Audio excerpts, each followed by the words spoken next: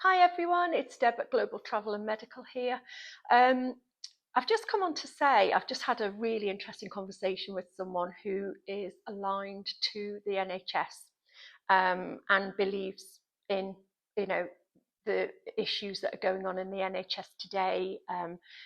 It was interesting because they were thinking very much the same as most of us in this country of the NHS is a very precious commodity and we need to preserve it.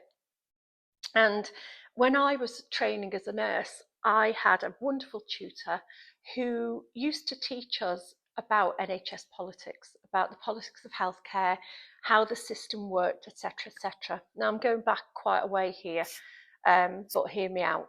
He taught me about how the NHS exists in a wider context. I was taught about how nowhere in the world has this system.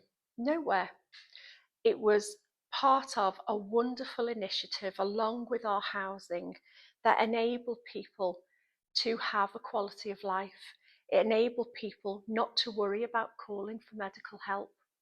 It enabled people not to worry about paying for healthcare, paying for operations and things, although there were small industries that had contributions to them, like miners' welfare or in Nye Bevan's time, a welfare fund, which is where he got the idea of starting off the NHS, but I'll talk about that another time. No one was worried about paying for healthcare of any type. So it enabled people to have money to spend on other things. Social housing, the rents were low, but the conditions were good. The house wasn't damp and horrible and bad landlords and etc. etc. It enabled people to have money to spend to go on holidays and make a world. And I hope that never changes. The housing side seems to be another issue, but in terms of our healthcare, this is a precious commodity to have. Some of us may be fortunate that through genetics and families and lifestyle, that we are relatively healthy and will live to a good age in a good way. We'll be mobile, we'll be healthy, we won't have chronic diseases, but not everybody's that fortunate. Some people won't have that, and it won't be wholly their problem that they do end up in hospital and are poorly. But talking about keeping healthy, one of the reasons you need to keep healthy is because you've got to have that mindset. Now, if you're psychiatrically ill, just living hand to mouth is difficult enough to do, particularly if your symptoms are under control. But if they're not under control, people end up doing things like what happened in Nottingham, guy who didn't take his meds and ended up hurting all those people. Then you've got psychiatric patients who have nowhere else to turn to, and they end up in A&E. So when they come in A&E, obviously they have to go through that system. There's not many people working in the crisis teams and very, very few registered psychiatric nurses to deal with them, particularly at weekends and holidays, Christmas, Easter, etc. So it's a case of, where do these people go? Well, at one time we had psychiatric hospitals.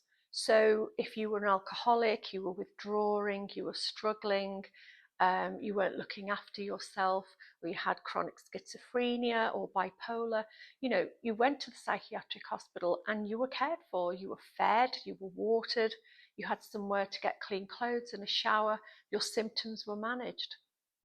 Now, some people say, well, people should have the choice whether to take their medications or not. How can you make that choice when your symptoms are out of control because of a recent trauma or a physical illness and you've forgotten to take your meds? What then? Our society was brought, the NHS was brought into society, I should say, to look after people so that we're not having to worry about paying for healthcare, about paying for a doctor, paying for a midwife. And I hope we're not going backwards on this. I'd hate to see the days when people were worried about calling a doctor because there's only private healthcare available to them. And it seems at the moment it's either the offer of private healthcare in a nice reception area, and coffees and teas offered, and in, front of house staff, and this, that, and the other. Or you go to A&E, or wait 3 or 4 days or weeks for a doctor's appointment. It just doesn't sit right with me. And looking at the battles that people went through in order to create our NHS, it just seems sad that slowly it's been broken up. Which brings me to a book I'm reading called Fighting for Life, and it's by a lady called Isabel Hardman, and she mentions the 12 battles that made our NHS and the struggle for its future. Now, I'm only through, I'm up to page 15, part of it, but I want to get through the rest of this book and give a synopsis, really, an assessment of her take on this, and also mine as a seasoned registered nurse. I've been in nursing in various guises for a long time, and I've seen those changes in the NHS from, back in the 80s right the way through till now.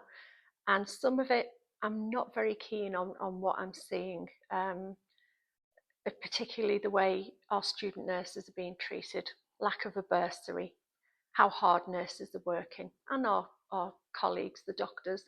You went into a service to do good, to help people, and you were rewarded with, free courses. You were rewarded with a sleep day after a set of nights, cheap accommodation. You were given a good pension that you paid into over the course of your NHS career. And now that seems to be slowly whittled away to nothing, as it has happened with the prison officers. They too were given temporary housing. They too were given a good pension and perks, as were the police, because they weren't in a business reaping profits and rewards. It was a reward for good service, and you could retire at 50, 55. Now, that retirement age is going up and up and up, with less of the pensionable benefits. And it's such a shame that this has come about. That this could have been modified for the best, not for the worst.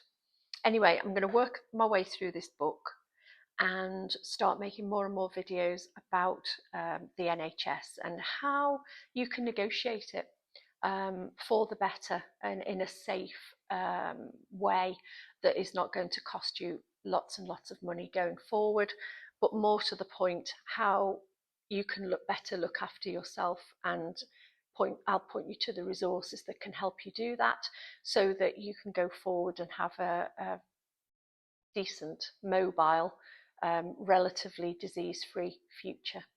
Okay, thanks for listening. Bye.